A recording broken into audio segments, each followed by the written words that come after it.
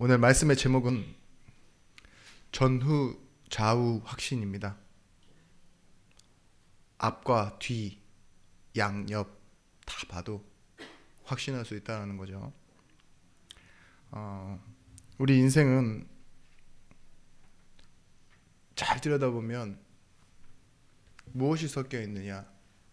누구나 그렇습니다. 절대적인 것과 상대적인 것이 섞여져 있습니다. 그 고민을 계속하게 되더라고요. 사람에게 있어 절대적인 것이 무엇일까? 절대란 건 변하지 않고 어쩔 수 없는 힘에 끌려가는 그런 걸 보고 절대라고 그러잖아요. 그 무엇도 바꿀 수 없는 것. 그와 반대로 상대적이란 말은 누구는 크고 누구는 작을 수 있고, 그죠?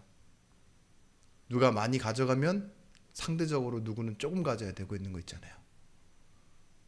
그런 것을 보고 상대적이라고 합니다. 우리 인생의 절대적인 건 운명이라 말하는 것들이죠. 출생, 갑자기 태어났고, 부모가 갑자기 내가 태어나면서 죽을 때까지 알아도 잘 몰라요. 그리고 결국은 우리가 무엇을 가졌든 어떤 일을 했든 죽음은 찾아옵니다. 얼마만큼 살았든. 이태원에 가서 이 정말 젊음과 또한 이 지금 문화를 즐기려고 했던 청년들이 그곳에서 그렇게 갈 줄은 몰랐겠지만, 물론 노인정에서 틀리 뺐다 꼈다 하면서 그렇게 어느 정도까지는 딱 보장되어 있으면 좋겠지만 사건과 사고 때문에 죽게 되었습니다. 그래도 뭐라 하죠? 우리는 인간이기 때문에 태어나고 죽는다고 말하잖아요. 주어진 시간도 한정적입니다. 오래 살아도. 또한 내가 태어나서 성별 아무리 바꿔도 바꿀 수는 있죠. 호적도 바꾸고 주민등록상에서 바꾸고 외모도 바꿀 수 있지만 태어난 기초적인 한계는 바꿀 수가 없어요. 또 우리가 한 곳에 머문다라는 것 있잖아요. 그건 선택해서 살아야 됩니다.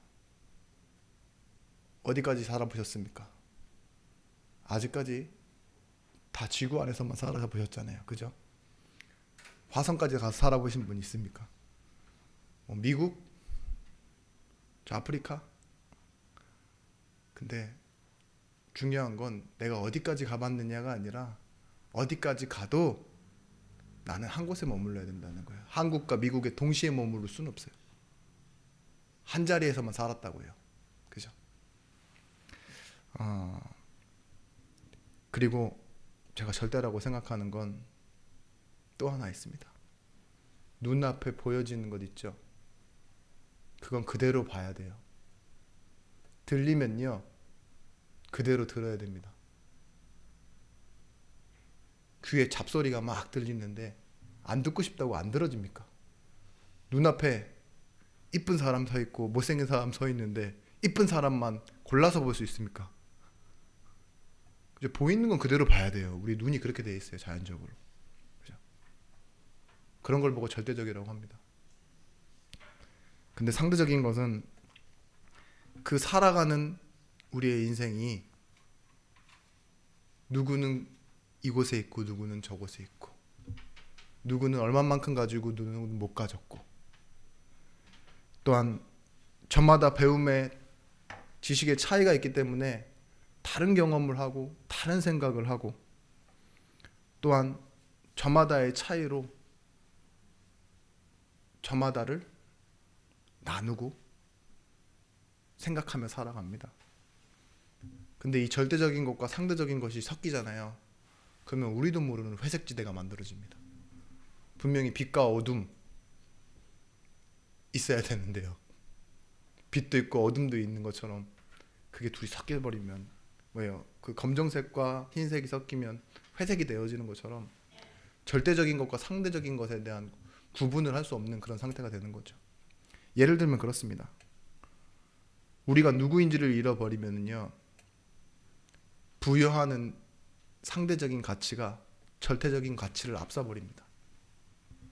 성경에서 말하고 있는 절대적인 것은 뭐냐? 우리는 하나님의 형상대로 창조되었고 하나님과 함께 한다가 절대적인 거예요. 근데 상대적인 건 뭐냐? 얼마만큼 가졌느냐. 그죠? 돈이 행복이 될 수 있다라고 말해요.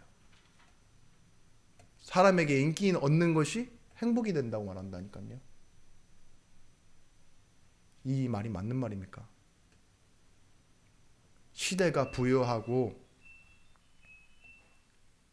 많은 사람들이 말하는 게 거의 상대적인 가치고, 그걸 우리는 진실로 알고 그냥 시대가 부여하는, 지나칠 수 있지만 지나치지 못하고 거기에 매여 살아가는 그런 삶을 살아가고 있습니다.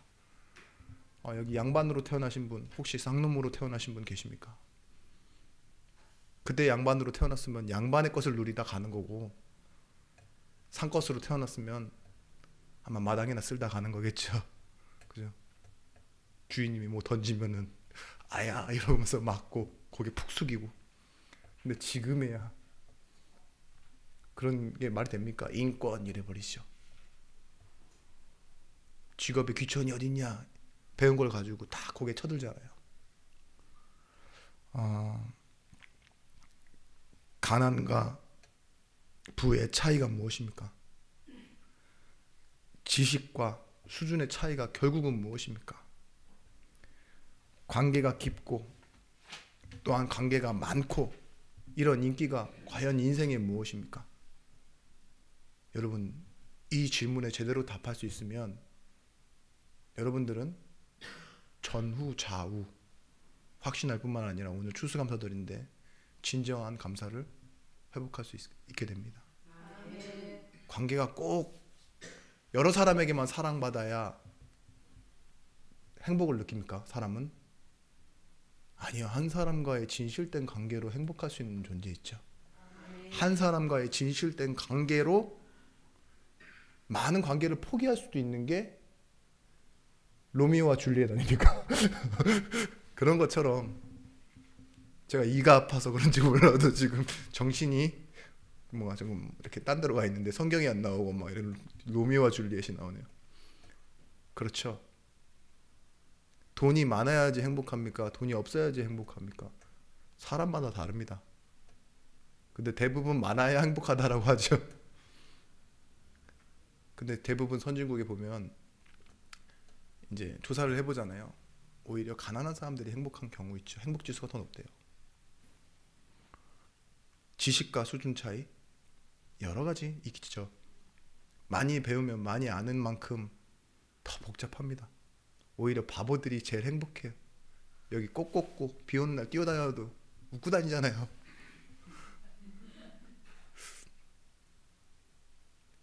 그죠? 아는 단어도 몇 개 없으면서. 그래서 여러분들이 가난해지고 아는 단어 몇 개 없고 관계를 좁게 해라는 말이 아니라요. 절대적인 것과 상대적인 것, 이걸 가지고 여러분들의 기도 제목을 한번 정리해 보십시오. 이걸 가지고 말씀 듣는데 한번 집중해 보십시오. 그러면 우리가 회복해야 될 감사가 보일 것입니다.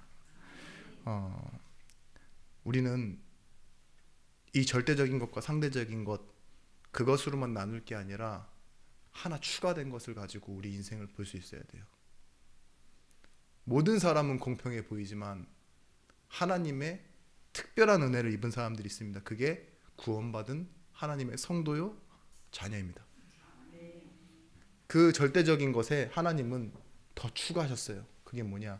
영원이라는 시간표. 살아가는 그 절대적인 우리의 시간에 함께라는 것을 추가해 주셨다니까요. 하나님의 성령이 우리와 함께. 상대적인 것, 하나님이 건드리실 수 있습니다. 근데 그것을 뭘로 하신다고요? 하나님의 뜻에 맞게. 기준이 바뀐 우리는 과거, 현재, 미래 속에서 이것을 찾아내야 됩니다. 후죠, 후. 후란 말은 뒤라는 말입니다. 하나님이 우리 뒤에 미래를 어떻게 이끌어 가실 겁니까? 하나님의 계획 가운데 하나님의 인도하심으로 이끌어 가실 것입니다. 우리의 전은 어떻습니까? 이전에 죄인이었는데 하나님은 우리를 하나님의 자녀로 불러주셨어요. 근데 이 모든 것 가운데 우리의 잘못도 있었고 연약함도 있었고 그 상대적인 것이 부족해서 많은 사람들보다 못하게 살았다 할지라도요, 하나님은 뭐를 회복해 놓으셨습니까? 하나님의 절대, 하나님의 형상을 우리에게 회복시켜 놓으신 거예요. 그 모든 과정을 뭐라고 하느냐? 우리의 것은 단 1%도 없다고 해서 은혜라고 합니다. 혹시 양 옆을 현재 지금 보고 계십니까? 우리는 주위를 두리번거리면서 살아가잖아요. 더 넓게 보기 위해서. 그게 좌우입니다. 좌우를 둘러보십시오. 문제 투성일 겁니다. 내가 어지러워 놓은 것들, 상대방이 나에게 피해를 준 것들, 여러 가지들이 옆에 있겠죠. 결실도 있을 거고 또한 어떠한 결과도 있을 겁니다.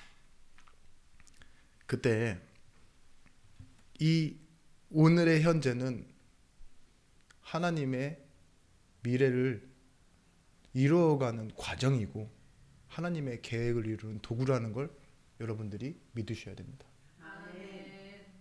와, 첩적산중이네. 정말 이상한 사람들밖에 없네. 진짜 가진 건 내 옆에 도움이 되는 건 하나도 없네. 그렇게 생각할 수 있죠. 그게 하나님의 계획이고 그게 하나님의 방법이라는 걸 인정하셔야 돼요. 왜냐하면 우리는 한편을 바라볼 때, 좌를 볼 때 우는 놓치게 돼 있습니다. 그죠? 눈이 살짝 미간이 멀리 계신 분이 있다 할지라도요, 시야의 차이만 있지 우리는 한쪽을 보면 반대편은 놓치게 돼 있다니까요. 그래서 한 면만 보고 살아갈 수밖에 없어요, 늘. 그런데 하나님이요, 우리가 보지 않는 이 부분을 책임지신다는 거 있죠. 그게 전후 좌우 확신입니다. 제가 서론에 칼빈의 5대 교리를 적어놨습니다. 전적인 타락과, 그래서 하나님 앞에 모든 사람이 죄인이며, 전적 무능력이라고 그러죠. 어떤 이도 자기의 힘과 공로로 하나님 앞에 나아갈 수 없다는 거. 근데 제가 말씀 최대한 줄여야 되기 때문에 나중에 서면을 드릴 테니까 한번 읽어보십시오. 무조건적인 선택입니다. 하나님이 조건 없이 우리를 선택하셨어요. 제한된 속죄, 그리스도로만 구원하시기로 작정하였습니다. 불가항력적인 은혜, 우리가 저항할 수 없는 은혜라고 하기도 합니다. 하나님이 하신다면 우리는 선택 불가해요.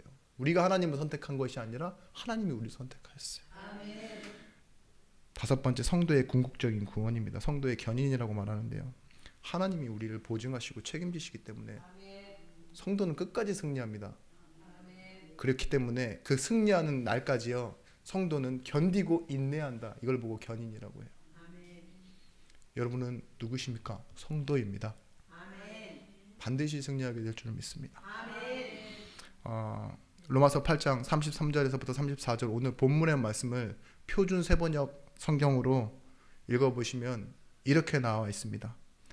우리가 이 개역개정 성경으로 읽을 때는요, 누가 능히 라고 나오죠. 그리고 34절 말씀에 누가 정죄하리요 이렇게 가볍게 나오는데요, 표준 세번역에서는 이렇게 말합니다. 하나님이 택하신 자들을 누가 감히 고소하겠습니까? 의롭게 하여 주신 분은 하나님이신데 누가 감히 그들을 정죄하겠습니까? 그리스도 예수는 죽으셨을 뿐만 아니라 오히려 다시 살아나셔서 하나님의 오른편에 계시며 우리를 위하여 대신 간구하여 주십니다. 여러분의 성경을 아무리 찾아봐도 이 번역본은 없어요. 우리는 개역개정판을 보고 있기 때문에. 근데 표준 세번역본에 이렇게 나왔어요. 누가 감히. How dare you? 누가 감히. 제가 이 얘기를 얼마 전에 누구한테 들었어요. 자꾸 한 친구가 저한테 감이라는 말을 쓰는 거예요. 근데 저보다 동생이거든요. 우리 어떤 목사님한테도 자꾸 감이라 그러는 거예요. 그래가지고 야, 감이는 그럴 때 쓰는 말이 아니다. 진짜로 왕 같은 사람한테 이렇게 누가 뭔가 이렇게 말도 안 되는 소리를 할 때 감히 이런 소리를 해야 할 때 감이라고, 한국 어감으로는. 근데 그 친구가 그러는 거예요. 그래요? 이러는 거예요. 나는 몰랐다고. 항상 지가 높게 있는 거지. 근데 이 친구가 이제 외국에서 살다 왔거든요. 선교사님 아들이라서.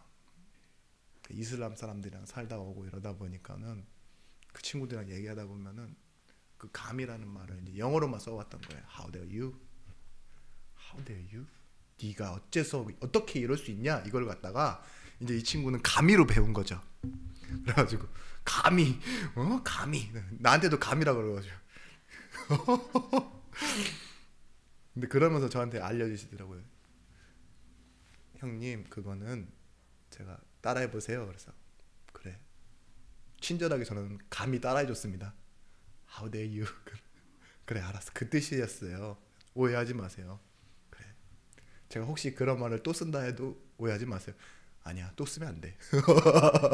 그때는 내가 너한테 뜻을 알려줬기 때문에 참지 않을까 이랬는데, 이 감이라는 말이 뭘까요? 제가 앞에 말씀드렸던 거예요. 이 한참 높은 대상이 있는데 여기서 감히? 이거 있죠. 네가 이럴 수 있어? 배신을 해? 막 이런 거 있죠. 그런 때 쓰는 표현인데, 저는 이 말씀을 계속 생각해 보니까, 어감을 생각해 봤으면 제가 이렇게 말씀드릴 때 좀 불편하겠죠. 근데 그 어감이 아니에요. 이 말을 하고 있는 바울이에요. 바울. 문제를 당하면서, 고소 고발을 당하면서, 정죄를 당하면서 감이라는 말을 쓴다라는 건요, 그 사람의 프라이드예요. 자존심. 그 사람의 정체성이라니까요. 보이시지 않는 하나님을 두고 자기가 믿는데, 누군가에게서 오는 실질적인 핍박과 실질적인 어려움을요, 감히로 말할 수 있다라는 건요, 그 사람의 감정 상태잖아요. 약간 분노할 수 있는 거. 그게 뭘까요? 확신이에요. 확신. 전후 좌후 확신이라고 했는데, 그런 것처럼 저는 그 부분에 계속 집중이 되더라고요. 이 부분 때문에 말씀 준비가 잘 안 돼요. 감히? 계속 이렇게 하다 보니까 감히 이렇게 나오는 거 있잖아요. 그렇습니다. 어떻게 하면 바울이 이렇게까지 확신할 수 있었을까요? 저는 이런 말을 하는 상태 있죠. 감이라는 말을 꺼낼 수 있는 상태가 너무 부럽더라고요. 여러분, 찬양 가운데 주 하나님 지으신 모든 세계, 여러분 찬양해 보셨죠? 근데 여러분들이 그렇게 가끔씩 멍 때리면서 예배에 집중하기 위해서 잠깐 이렇게 있잖아요. 핸드폰 보면서, 내지는 그래, 가사를 그냥 음계에 맞추기 위해서 부르다가 세상을 보면은 그게 주 하나님 지으신 세계로 보입니까? 안 그럴걸요? 딸들 셋을 잃고 그 딸 셋 잃은 장소를 또 지나가면서 이 한 사람이 찬양을 지었잖아요. 내 영혼 평안해. 그 감정이 그 장소를 지날 때 나온다니까요. 그런 것처럼 저는 이게 뭐라고 생각하느냐, 감격이 있어야지 나오는 거예요. 그 세상을, 이 주 하나님 지으신 세상을 눈으로 보는데 감격이 있어야 이 찬양이 지어질 수 있었다니까요. 우리는 따라서는 부를 수 있지만 우리가 창조할 수 있겠습니까? 누가 감히 이렇게 말할 수 있는 건, 아무래도 이런 핍박들이 딱 찾아올 때요, 내 안에 먼저 확신이 있어야지만 감이라는 표현이 나오는 거예요. 그 상태 속에서. 여러분, 지난 로마서 말씀 기억하시죠? 나의 정체성과 나의 소속을 알게 될 때 정죄함에서 나 빠져나오게 된다 그랬어요. 내 정체성이 분명해요. 난 하나님 자녀. 내 소속이 어디예요? 하나님 나라와 그 지금 나와 함께 하시는 하나님께 언약으로 체결돼 있잖아요. 약속돼 있고. 이 소속이 있으면요, 오늘 바울처럼 우리도 똑같이 말할 수 있습니다. 누가 감히 대적하리요? 아멘. 누가 감히 정죄하리요? 아멘. 누가 감히 고소하리요? 아멘. 여러분, 첫 번째입니다. 누가 고소하겠습니까? 근데 여기에 대한 답을 하나님이 택하신 자를 이해요. 하나님이 택하신 자, 그게 우리입니다. 아멘. 과거 가지고는 계속 뭐라고 할 수 있어요. 그죠? 근데 현재 하나님의 택하심과 부르심을 입은 나를 누가 감히 고소하겠냐 이거예요. 아멘. 옛날에 막 집에서 종놈이었다 막 끌고 다니면서 일 시키고 막 뭐 가르치고 때로는 혼도 내고 칭찬도 해주고 이랬어요. 근데 그 종이 갑자기 왕 앞에 부름받아서 갔네. 어느 날 보니까 영의정이 돼 있네. 그럴 리는 없겠지만 제가 지어낸 겁니다. 그런데 과거에 쌍놈이었는데 내가 가르쳐줬는데 내가 또 누룽지도 다 긁어줬는데 이런 말 할 수 있습니까? 있죠. 과거 가지고는 가타부타 할 수 있어요. 근데 현재 영의정 놈이 제대로 못하네 이럴 수 있어요? 그 소속됨과 그 영의정이 가지고 있는 직분 때문에 그렇게 못해요. 그죠? 그런 것과 같다는 겁니다. 우리는 아무것도 아닌데 하물며 우리가 만약에 저 대통령 그 집에서 키우는 개라고 칠다 할지라도 우리가 감히 그 개를 때릴 수나 있습니까? 그죠? 못하죠. 제가 너무 수준 낮고 못난 표현을 해서 죄송합니다만, 근데 우리가요 고소 고발 당하는 사람들에게 있어 하나님께 택하고 하나님께 부름받아 하나님께 소속된 자라니까요. 내가 모르면 멍하니 다 당할 수도 있지만 내가 그걸 알아요. 그럼 뭐라고 하겠어요? 내가 내 자신의 떳떳함과 내 과거에 막 이런 거 다 해결했다는 그런 갑질 의식으로 막 이렇게 누가 감히 나한테, 이게 아니에요. 내가 지금 소속되어 있는 하나님, 이걸 가지고 일어설 수 있게 된다는 거죠. 미운 새끼오리, 미운 오리 새끼라고 하는 미운 새끼오리가 분명히 그 물에 비친 자신의 모습을 알고 백조들의 품으로 갔어요.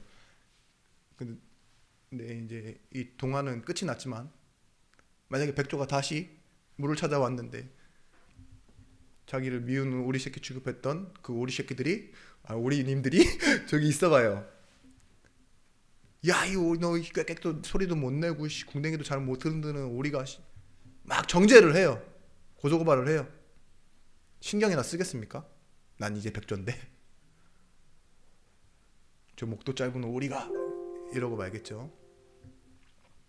그런 것처럼 우리도 그렇다는 거예요. 과거에서 벗어나야 오늘 함께 하시는, 그리고 미래에도 그 하나님의 인도를 하실 그 하나님을 믿어야 하나님이 택하신 나, 하나님이 부르신 나, 이 응답 속에 살아가게 된다는 겁니다.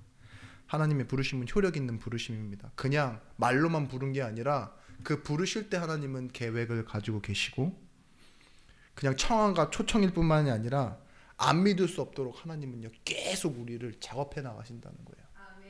그걸 신학적으로 효력 있는 부르심이라고 합니다. 근데 이 부르신 자가 어떻게 됩니까? 로마서 8장 28절 말씀에 하나님을 사랑하는 자 된대요. 하나님이 우리를 먼저 사랑해 놓고서요 우리로 하여금 그 하나님을 사랑하는 자 되게 만드신다 그랬어요. 로마서 8장 28절 말씀 뭐라 하죠? 그 하나님을 사랑하는 자는요 그 뜻대로 부르심을 받은 자는 모든 것이 합력하여 선을 이루느니라. 우리는 감사할 수밖에 없는 사람이 되어지는 겁니다. 마틴 로이드 존스 목사님이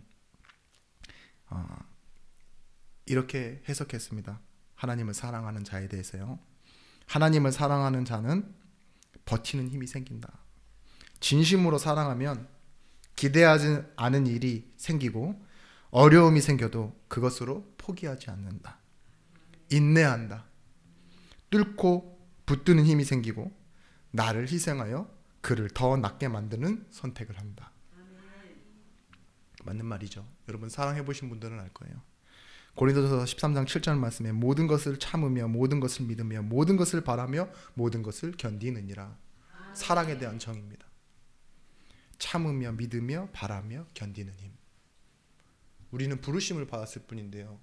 완성되어져 가는 거예요. 점점 모든 것은 하나님께서 선을 이루시는 하나님이 이루어 가시고, 근데 우리는요 그 과정을 어떻게 해요? 바라고 견디고 참고 승리하는 것입니다.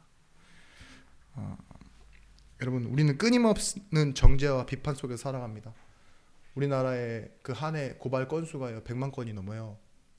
그 중에 실제로 기소되는 건수는요 진짜 억울해서 고소한 사람은요 20%가 안 돼요. 그렇다면은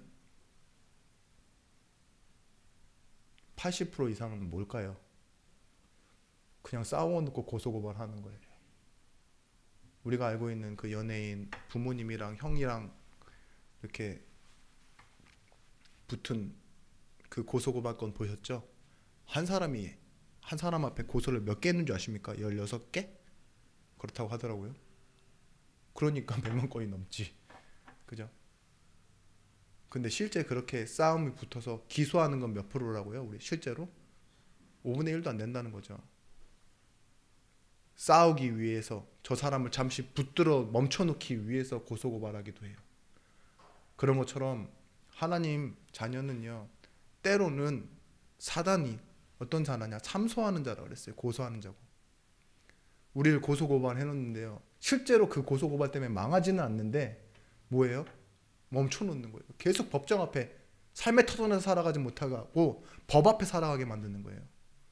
우리는 은혜 아래 살아야 되는 사람인데 신앙생활 하면서도 법 따지고 옳은 것 그른 것 따지고 정치에 빠지고 그런 것들이 뭡니까? 정죄당하는 삶이잖아요. 너 돈 있니? 돈 없으면 불행해. 이런 정죄당하며 살아요. 너 어디까지 배웠니? 교회 다니는 성도한테 그게 뭐가 중요합니까?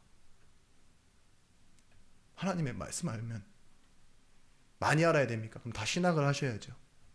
은혜로 예수가 그리스도 되었다는 것만 알고 듣고 확인하면 뭐예요? 그거 몰라도 하나님이 은혜로 택하신다면 구원 받잖아요. 너 어느 정도 인정받니? 이게 뭐가 중요해요? 다 미워해도 한 분 하나님께서 나를 사랑하신다는데, 그죠? 노후가 준비되어 있니? 자녀는 뭐하니? 그런 정죄를요 계속 받고 안 한다 할지라도요 자기 스스로를 정죄해요. 내가 왜 이렇지? 이러면서요. 다른 사람들이 볼 때 딱 자기 조명 아래 갇혀갖고요 눈만 이렇게 떴을 뿐인데 나를 그런 눈으로 보는구나 하면서 다 해석해 버린다니까요. 그게 내가 하나님 된 거예요. 눈만 봤는데 저처럼 이가 아파서 오늘 좀 약간 식은땀을 계속 흘리고 여러분들에게 대해서 말이 부자연스러울 수 있는데 이 사람 나를 마음에 안 들어 하는구나. 혼자 스스로 정죄감에 갇혀서. 여러분 시편 3006절 말씀에 천만인이 나를 애워싸 진친다 하여도 나는 두려워하지 아니하리이다. 아멘. 이게 뭘까요? 힘의 논리, 수의 논리에 잡혀가는 인생이 아닙니다. 그 보이는 것도 내게 정죄할 수 없다고, 정죄감이 될 수 없다고요. 와 대단하다 나 죽었다 라고 생각하는 게 뭐예요? 아직 죽지 않았는데 내가 가지는 정죄감이라니까요. 계시록 12장 10절 말씀에 내가 또 들으니 하늘에 큰 음성이 있어 이제 우리 하나님의 구원과 능력과 나라와 또 그의 그리스도의 권세가 나타났으니 우리 형제들을 참소하던 자, 사단을 말합니다. 곧 우리 하나님 앞에서 밤낮 참소하던 자, 그 자가 쫓겨났고, 뭐예요? 사단이 하는 일이 뭐예요? 밤낮 하는 일이 참소하는 거예요. 고소고발하고. 그 참소하던 자가 뭐예요? 쫓겨났다라고 얘기하고 있어요. 우리를 집요하게 고발하던 그 사단의 세력이요 물러갔다라고 얘기하는 겁니다. 아멘. 우리가 예수 그리스도 이름을 권세를 사용하는 방법이 있습니다. 그게 기도입니다. 아멘. 혹시 이 자꾸 주변과 내 생각과 마음속에요 이 정죄감 있죠. 그 정죄감은요 사단이 지금 이 세상에서 역사할 때 계속 참수하고 고소고발하니까 우리도 학습돼서 그렇게 알고 있는 거예요. 그걸 결박해버리는 방법이 있습니다. 예수 그리스도 이름으로. 아멘. 사단의 권세가 물러갑니다. 자꾸 관계가 어그러지고 자꾸 뭐 어떤 부분에서 내가 해야 할 것과 필요한 것에만 집중하게 만드는데 사실 중요한 건 뭡니까? 하나님께 은혜로 받은 것이고 그냥 살아가는데 살아질 건데 자꾸 거기에 매이게 만드는 것들 있죠. 그때마다 여러분들 한번 기도해 보세요. 전도운동 하는데 자꾸 누가 방해를 해. 내지는 나도 헷갈려. 이럴 때요. 기도하세요. 예수 그리스도 이름으로. 아멘. 막 안진뱅이만 일으키는 이름입니까? 사단을 내어 쫓는 권세를 우리에게 주셨다 그랬어요. 아멘. 그게 예수 그리스도 이름의 권세입니다. 아멘. 의롭다 하신 이는 하나님이시니 두 번째입니다. 칭의입니다. 의롭다 하신 이는 하나님이시니 누가 정죄하리요. 신앙생활의 이유는요. 여러분 믿을 신이죠. 바라보는 겁니다. 그리고 살아서 움직이는 거죠. 생활. 무엇을 바라보고 있느냐가 내 신앙이에요. 머리로는 하나님을 바라본다라고 알고 있는데 우리의 눈은 항상 어딜 바라보고 있습니까? 여기까지만 하겠습니다. 사단은 이간 자요, 넘어뜨리는 자요, 속이는 자요, 참소하는 자라고. 사단의 이름 뜻이 그렇습니다.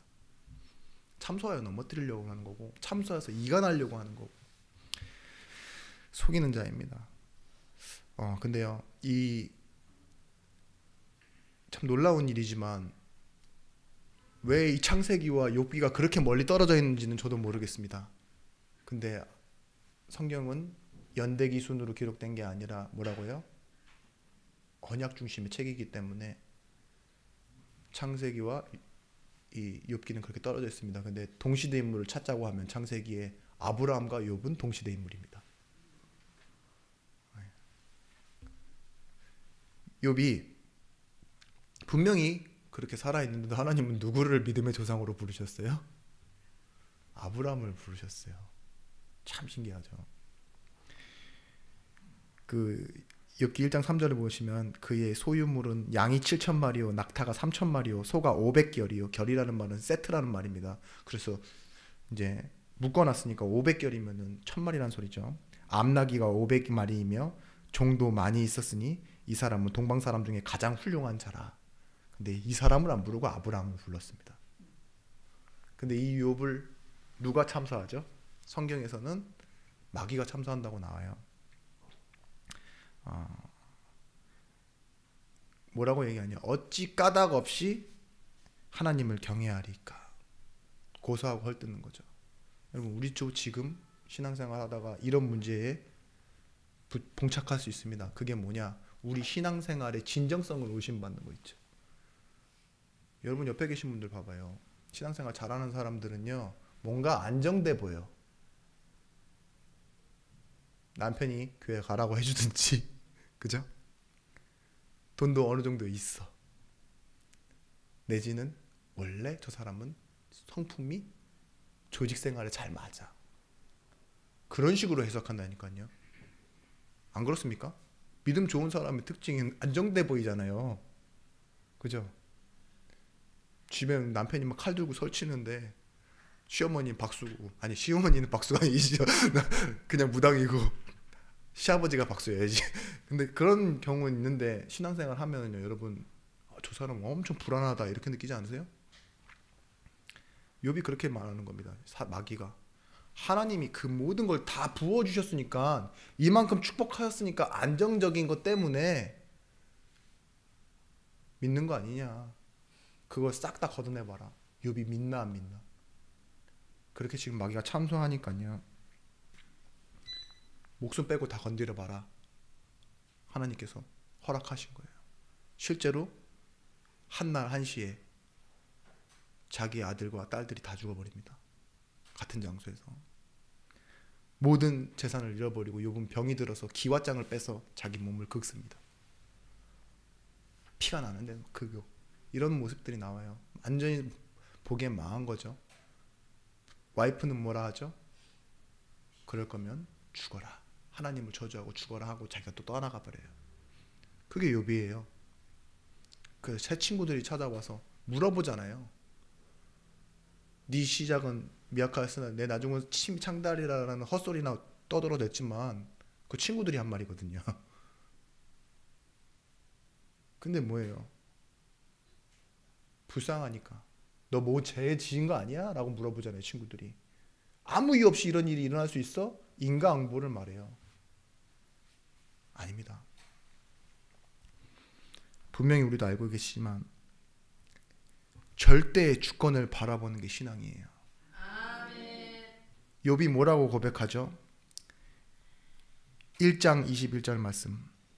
이르되 내가 모태에서 알몸으로 나왔사온즉 또한 알몸이 그리로 돌아가올지라. 주신 이도 여호와시요 거두신 이도 여호와시오니 여호와의 이름이 찬송을 받을지어다 하시고 하고. 네. 뭐라고요? 주신 이가 하나님 여호와시오 거두신 이도 여호와시다. 쉽게 아멘 하시는데, 진짜 쉽게 아멘 하셨는데 맞습니까? 여러분 믿으세요? 머리로는 다 알죠. 그건 믿는 게 아닙니다. 주신 이는 여호와가 맞는데 드릴 때는 뭐예요? 내가 드리고 싶을 때 줘야지. 그게 헌신이라고 생각하시잖아요. 내가 시간이 차고 뭐 여유가 되고, 그죠? 하나님에 대한 감동과 감사가 오고 옆에 또 하는 분위기가 돼야 아나니아 삽비라처럼, 그거 빼고요. 그렇게 할 때쯤 해야 되겠다. 아무도 안 할 때 혹시 내가 해야 되지 않을까, 그 책임감에 해야 되는 게 헌신이라고 생각하시죠. 그때가 걷어가시는 때라고 생각하십니까? 욥은요 다 빼앗겨 놓고 얘기했어요. 그게 헌신입니다. 그게 주권입니다. 받을 때는 내 공로, 내 기도, 내 축복으로 받아내려고 하는 거, 그거 주권 아닙니다. 하나님이 거저주시는 바 되고, 혹시나 가져가실 때도 하나님의 계획 때문이고, 이걸 인정할 때 정죄에서 벗어나게 돼요. 친구들이 너 잘못한 거 아니냐라고 물어볼 때, 아니? 혹시 내가 잘못한다고 해도 뺏어가실 분이 아니야. 그죠? 주신 이도 거두시는 이도 그 주권 앞에 서면 우리는 정죄함에서 벗어나게 됩니다. 그리고 참된 감사를 하게 됩니다. 전에 후에 감사. 지금 있는 일 좌우를 보면서도 감사와 확신. 마지막 절 12절, 마지막 장의 12절을 보시면 여호와께서 욥의 말년에 욥에게 처음보다 더 복을 주시니 그가 양 14,000과 낙타 6,000과 소 1,000결이와 암낙이 1,000을 두었고, 딱 2배를 주셨습니다. 배나 더 주셨다 그랬어요. 근데 마지막 절 보시면 이렇게 끝납니다. 140년을 살며 아들과 손자와 4대를 보았더라. 끝. 그렇게 하면서 딱 욥기가 끝나요. 4대를 살면서요 아들 4대를 봤대요. 내 밑으로 4대를 보면서 140년 동안 장수했다는 거죠. 분명히 아들 다 죽었다 그러잖아요, 딸이랑. 근데요 아들 딸도 2배로 주시고 손자의 손자까지 봤대요. 그게 절대 주권입니다. 우리는 결과를 보고 절대 주권 좋구나 이렇게 하시지 말고, 주신 이도 거두신 이도 칭의란 우리가 잘해서 주신 하나님의 의롭다 하심이 아닙니다. 죄인인 나를 의롭다 하신 거예요. 근데 그걸 뭐라 하냐? 하나님의 은혜라고 말합니다. 과거는 죄인이었고 현재는 뭐죠? 의인입니다. 하나님이 의롭다 칭해 주셔서. 아직도 연약한데. 미래는 무엇입니까? 하나님과 함께하는 증인. 과거는 죄인, 현재는 증인, 미래는 증인. 현재는 의인, 미래는 증인. 그래서 여러분, 문제가 다가올 때 이 사실을 잊지 마십시오. 의인은 어떻게 삽니까? 오직 의인은 믿음으로 말미암아 사는 거예요. 믿음으로 말미암아 산다는 건 뭘까요? 내가 믿어서 산다는 게 아니에요. 믿음이 나를 살게 한다는 거예요. 원어로적으로도 그렇습니다. 하나님이 나를 믿어주시기 때문에 내가 살아난다. 이게 의인이에요. 그 의를 뭐라고 말했습니까? 하나님과의 관계라고 말했어요. 그래서 의인은 정의롭고 확실한 사람이 의인이 아니라 하나님과 관계된 사람이 의인이라고. 그 의인이 어떻게 살아요? 믿음으로 하나님이 나를 믿어주시는 것, 인정해 주시는 것. 그래서 우리는 정체성과 소속감만 알고 있어도 회복하게 되고 감사하게 되어지는 겁니다. 보좌의 축복입니다. 삼위의 하나님, 성자와 성부와 성령. 이 사실 잊지 마십시오. 바울이 감이라고 말하는데 이 축복이 들어가 있더라고요. 여러분 보십시오. 우리를 택하신 이가, 주문자가, 고용하신 이가, 선택한 자가 아니라 간택하신 이가, 증거를 가진 증인이요, 우리를 확보하신 분, 가지고 계신 분이라는 거예요. 우리 인생을. 전도서 4장 12절 말씀에도 이런 말 있죠. 삼겹줄이라고. 한 사람이면 패하겠거니와 두 사람이면 맞설 수 있나니 삼겹줄이면 세 겹줄은 쉽게 끊어지지 아니하리라. 보세요. 성자와 성부와 성령, 뭐가 다 부족한 분은 아니에요. 완벽하신 하나님이에요. 근데 그분이 하나님이세요. 하나예요. 로마서 8장 34절 오늘 말씀 본문에도 누가 정죄하리요 죽으실 뿐 아니라 다시 살아나신 이는 그리스도 예수시니 그는 하나님의 우편에 계신 자여 우리를 위하여 간구하는 자신이라. 저는 이 말을 진짜 곰곰이 생각해 봤어요. 내용을 두고 신기하고 재밌더라고요. 분명히 하나님이 자기 아들 그리스도를 십자가에 못 박으실 때는요, 성력이 없다라는 말은 뭐예요? 뭘 가지고 끼어들 수 없다는 거예요. 아들이라는 지위 가지고 차고 들어와서 뭐 형을 감형받거나 그렇게 못하도록 만들어 놓았다는 거예요. 그게 하나님의 공의라고 말씀드렸죠. 그래서 하나님은 법정 최고형인 사형이 아니라 사형, 이가 아직 아픕니다. 사형을 때려버리시는데요. 그게 뭐예요? 하나님의 공의예요. 그게 하나님의 사랑이에요. 그런데 오늘 본문 말씀은 완전히 다른 내용입니다. 뭐라고 말하냐? 누가 정죄하리요 죽으실 뿐 아니라 우리의 죄를 사하기 위해 대신 죽은 희생양이라는 소리시죠. 다시 살아나신 이 부활하신 분이라는 거죠. 그래서 증인으로 서신다는 겁니다. 그리고 그는 하나님의 우편에 계신다요. 그 말은 뭡니까? 하나님처럼 심판주도 되신다는 말이에요. 그리고 우리를 위하여 간구하시는 자신이라, 중보자라는 말입니다. 이 말을 법정에 한번 가서 여러분들 이 말을 그 자리 위치에다 갖다 놔볼게요. 제가 곰곰이 생각한 이유가 있습니다. 하나님이요, 증인석에 앉아 계세요. 그럼 어떻게 되겠어요? 판사도 검사도 변호사도 쫄겠죠. 근데 이분이요, 보좌 우편에 앉아 계신 분이래요. 판사석에서도 앉아 계세요. 어떻게 되겠습니까? 성령은 뭐라고 했죠? 성자, 성부, 성령? 로이어, 변호사라고 했잖아요. 상담자라고 했잖아요. 그분이 뭐예요? 내 옆에도 앉아 계세요. 증인석, 판사석, 변호석, 그리고 뭐예요? 검사석까지 다 앉아 계신 거예요. 그 재판이 진행이 되겠습니까? 누가 감히 고소하리요? 누가 감히 정죄하리요? 아들을 죽이실 때는 심판주로서 공의를 행하시더니만 우리를 지키실 때는요, 편법이 아닙니다. 하나님의 능력으로 그 자리에 다 앉아 계세요. 그게 보좌예요. 성부, 성자, 성령. 하늘에는 하나님이, 우리 마음속에 성령이 예수 그리스도의 이름의 보좌의 권세를 외치는 그 전도 현장에서 어떤 일이 일어나요? 그리스도의 권세가, 하나님의 능력이.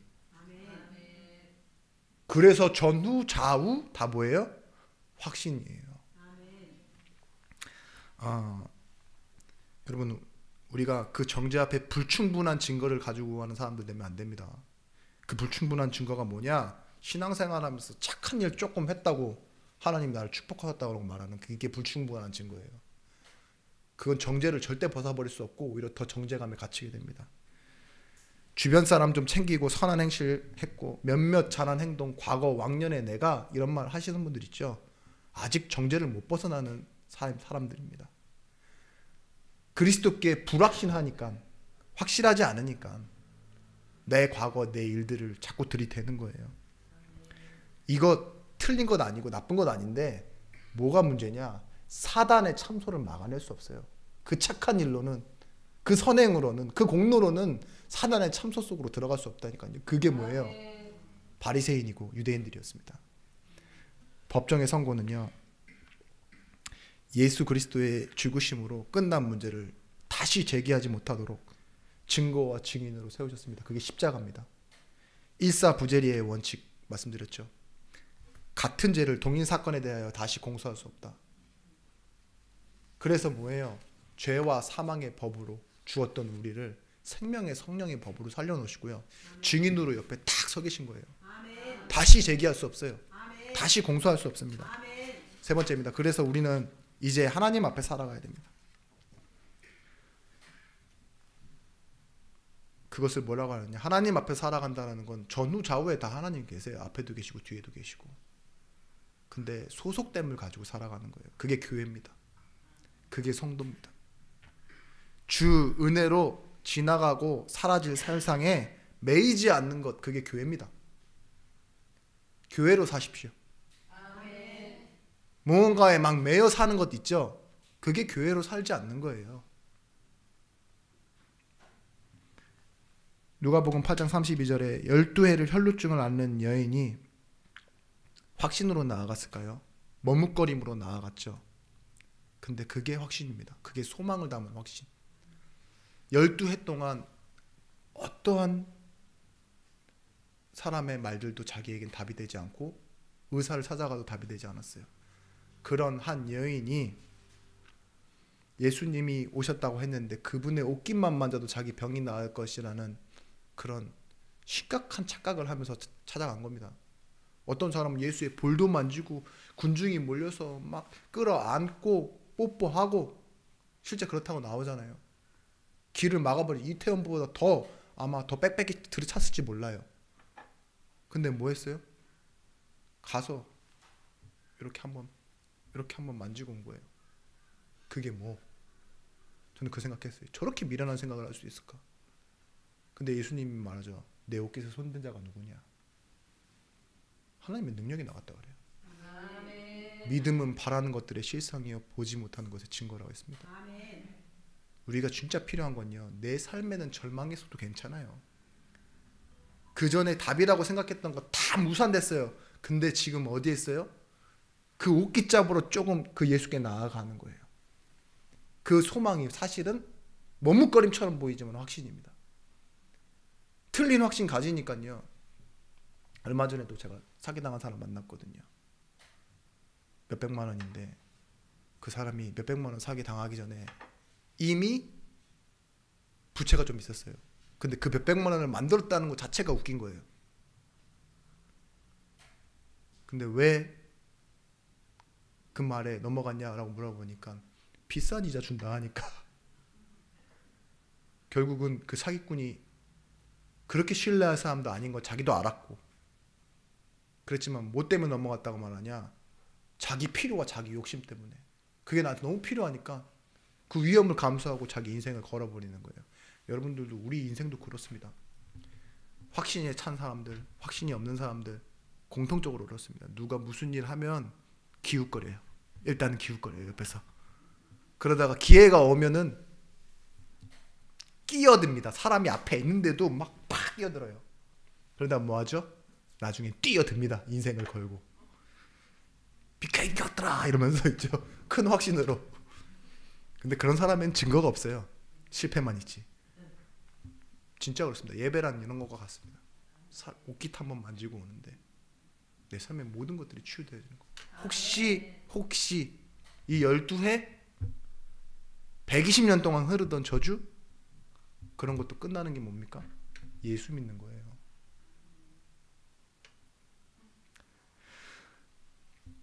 그러므로 우리는 긍휼하심을 받고 때를 따라 돕는 은혜를 얻기 위하여 은혜의 보좌 앞에 담대히 나아갈 것이라. 히브리서 4장 12절 말씀. 그렇게 하면 됩니다. 우리는 때를 따라 도우시는 하나님 있기 때문에요. 그분 앞에 나아가는 겁니다. 넘어지는 일은 인간적이다. 인간은 넘어질 수밖에 없어요. 그런데 넘어져서 머물러 가만히 있는 것은 마귀적이다라고 하더라고요. 마귀가 그렇게 넘어진 사람을 일어나지 못하게 해요. 그런데 다시 일으켜 세우는 것은 뭐라고요? 그리스도적이다 이래요. 여러분, 교회는 그리스도적이어야 됩니다. 지금 마귀적이신 분들이 좀 계세요. 잘 안 일어나. 근데 뭐예요? 전도란 뭡니까? 다시 이렇게 세우는 거예요. 아멘. 결론 때 다시 말씀드리겠습니다.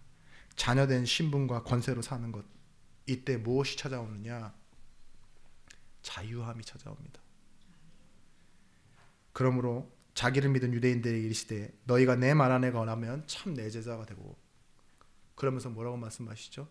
진리를 알지 진리가 너희를 자유케 하리라. 아멘. 제자가 되면은요 뭐예요?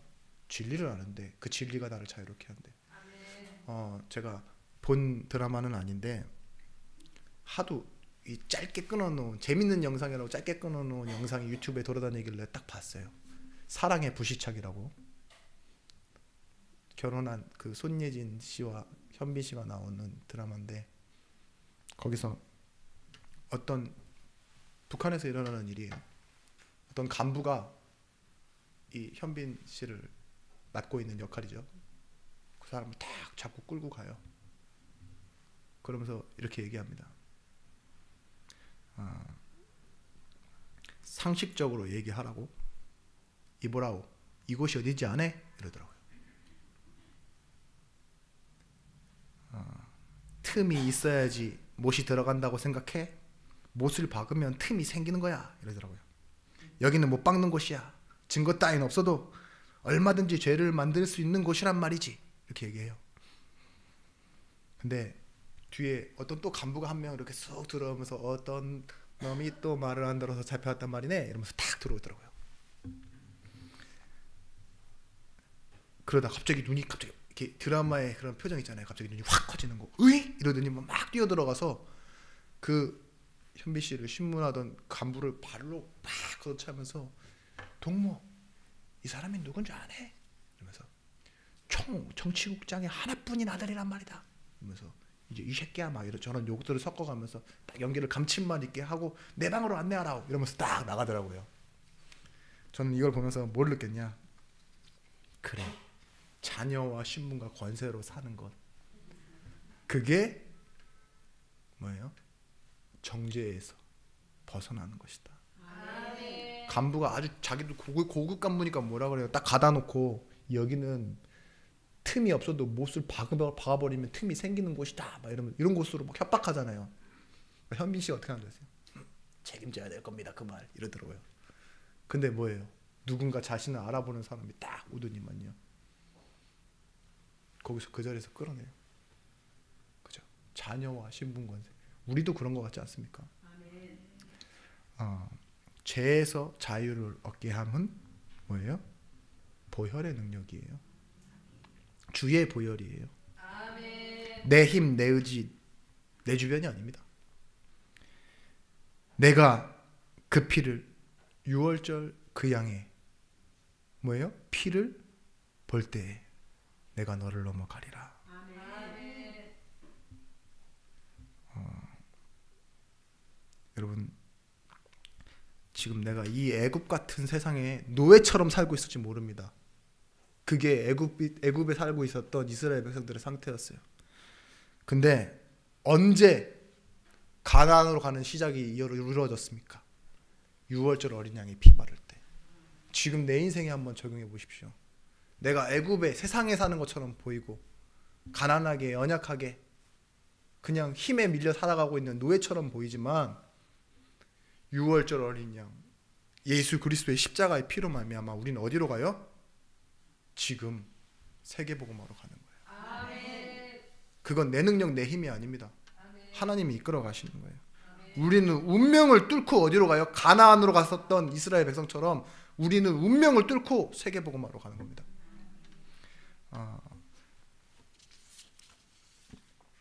결론입니다. 전도는요, 세상의 정죄에서 영혼을 건져내는 사역입니다. 지금 세상의 사람들은요, 그렇게 정죄받고 자기가 죄인인 줄 알고 살아요. 내지는 자기가 그 정죄함으로 인해서 참 나는 잘 살고 있다라고 착각해요. 우리는 이 착각 속에 나와서 이제는 현장을 봐야 합니다. 아멘. 태어나서 나를 위해 내 중심으로 살다가 돈을 위해 사람을 위해 살다가 어느 순간 내게 자꾸 안 되는 일이 생겨요. 그러다 보면 뭐예요? 범죄에 빠질 수도 있어요. 그게 어떤 사람의 인생일지 모릅니다. 다른 것을 신경 쓰다가 해야 할 것 하고 효도도 해야 된다 생각하고 형제랑 잘 지내야 된다 생각하고 막 그렇게 간절하게 살았는데 어느 순간 나는 보면 뭐하고 있냐? 우상 숭배하고 있어요. 그게 지금 다른 종교에 있는 사람들입니다. 열심히 종교 생활했는데 허무하고 자기에게 오는 재앙의 문제 막지 못해요. 부적 10만 원짜리 쓰다가 나중에는 억 단위 써야 되고 빚을 내야 되고 그런 사람이 있습니다. 운명과 사주와 팔자 가운데 집안의 문제, 각종 사고, 부모님이 질병에 걸리시고 어떤 가족들은 사고나 자살이나 이혼이나 재혼이나 그런 가운데서 살아가는 사람들은 자연스럽게 결핍이라는 그런 일들을 겪고 특정 사건의 과정과 사람 이런 사람들이요. 뭘 몰라서 그러냐? 상대적인 것 아닌데 절대적인 걸 몰라서 그래요. 그들을 그 정죄에서 빼어나오게 하는 것이 뭡니까? 하나님의 은혜인 복음입니다. 아멘. 그 복음 말하러 우리를 대사로 불러주셨습니다. 아멘. 여러분 복음을 위해서 여러분들이 얼마만큼 살아오셨습니까? 라고 질문 드린다면 분명히 할 수 있는 만큼은 했다라고 하실 거예요. 그죠? 우리가 그렇습니다. 할 수 있는 만큼 하고 살아가는데요. 이제는 여러분 이 응답을 먼저 받으십시오. 내게 능력 주시는 자 안에서. 아멘. 그게 우리의 전후좌우입니다. 바울은 그 말을 감옥에서 했습니다. 그렇게 고백했는데 뭐 했죠? 모든 것을 할 수 있다고 고백했어요. 이 현장에서 많은 일들이 일어나지만 여러분들이 어디에 있음을 잊지 마시고 추수감사절 이후 하나님이 주시는 응답, 하나님이 주시는 현장에서 정말 참되게 감사하는 자, 참되게 확신하는 자 되시길 바랍니다. 아멘. 기도하겠습니다. 하나님